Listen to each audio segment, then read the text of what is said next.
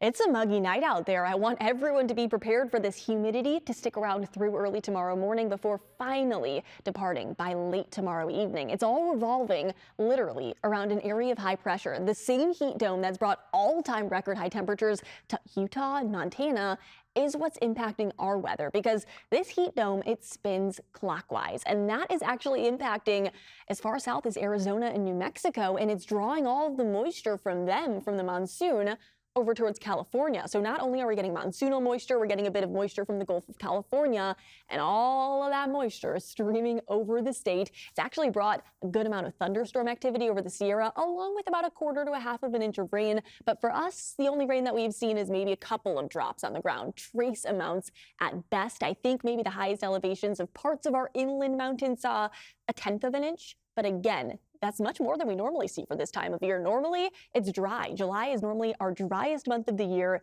so the fact that we're seeing any sort of moisture is great news. But there is the dry lightning potential that will stick around as long as the moisture sticks around. But look, the moisture is quickly going to be departing by as soon as later tomorrow morning, and we are going to be seeing a lot drier and a lot warmer weather heading our way. Yeah, if you can believe it, it is going to feel even hotter out there tomorrow afternoon, as all of the clouds from earlier in the day are going to be departing. Maybe an isolated raindrop or two early tomorrow, but sunny skies by the afternoon hours. And that is the reason that our high temperatures tomorrow are going to be even hotter than today, if you can believe it. Upper 90s, too. I wouldn't be surprised if places like Fairfield did reach that triple-digit mark. So heat safety, top of mind. The heat advisory in effect through 10 p.m. tomorrow, because the heat's going to stick around even after the sun sets. But at least by later tomorrow evening, it's not going to be nearly as humid as what we're feeling this evening. Along the coast, those temperatures are going to be still in the upper 60s to near 70 degrees through tomorrow. But you'll notice our coastal communities beginning to cool down by a couple of degrees by Wednesday.